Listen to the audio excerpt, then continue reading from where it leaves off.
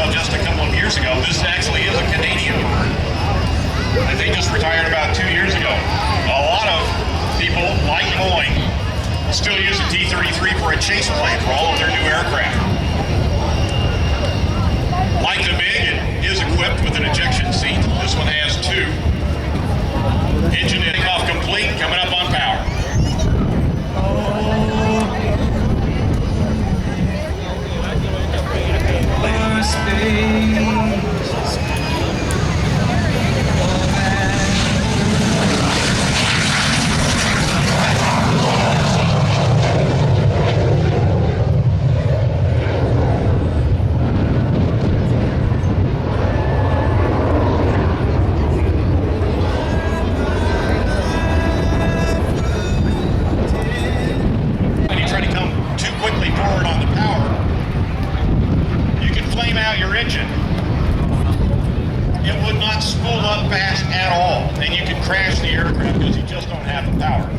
So, on almost all of the early jet fighters and jet bombers, they put giant speed brakes on them.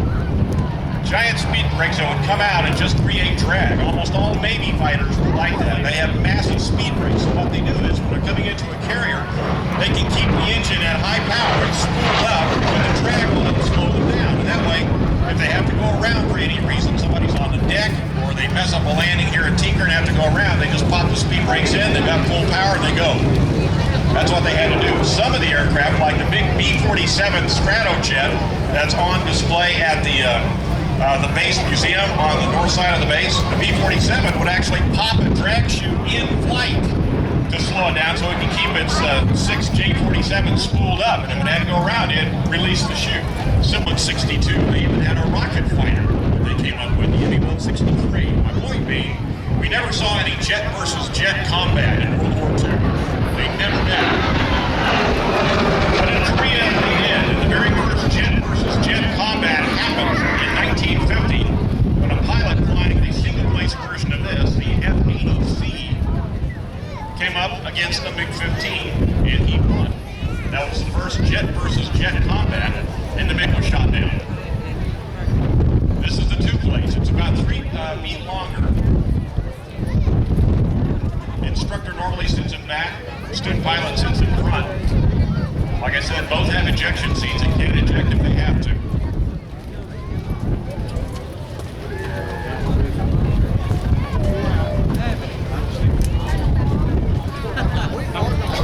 Beautiful aircraft. Like a lot of the performers today, got a really, really good smoke system. Good slow roll right in front of us. Oh, that's pretty.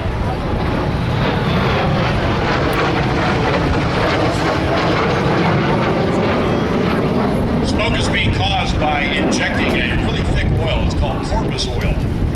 It's used in construction, building houses and things like that. Bringing that up is because the aircraft at the Reno Air Races have gotten so fast nowadays that they can't use a normal Mustang to keep up with them to act as their starter plane.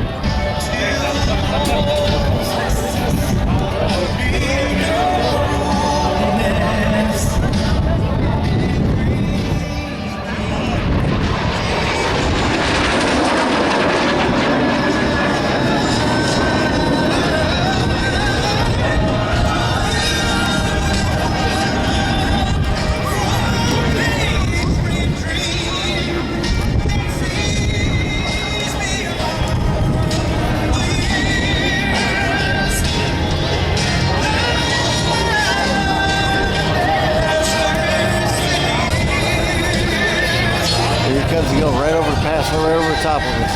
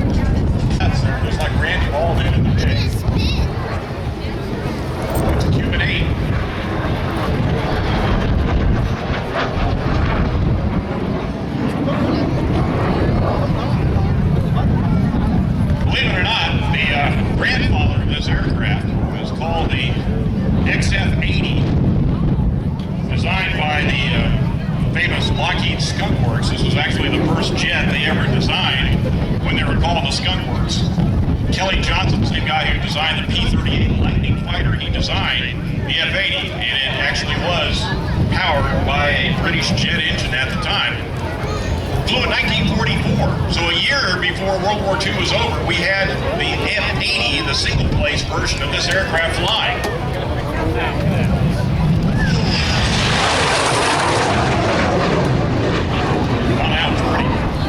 We never put the F-80 into combat in World War II, but two other things, your thigh muscles, your calves, and your stomach, can run really, really hard, and it will constrict your veins and arteries and keep the blood up in the upper part of your body. Negative, your body's not built for that, and it can hurt you.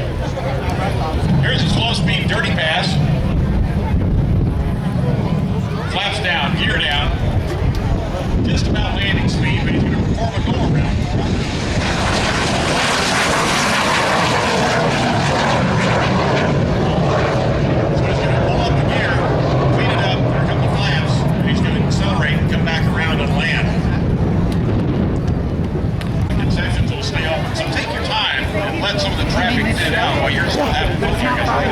Doesn't matter. And we're going to be touring some of the aircraft ourselves. But to make it easier for you, I do want to remind you about something. It's to help our shuttle drivers and you get back to the right parking lot in your car. If you come to the air show on the Blue Line shuttle service, from the old GM parking over there, remember to head towards the KC-10 aircraft to get on the Blue Line shuttle. Go towards the KC-10. That's the big green jet with a big jet engine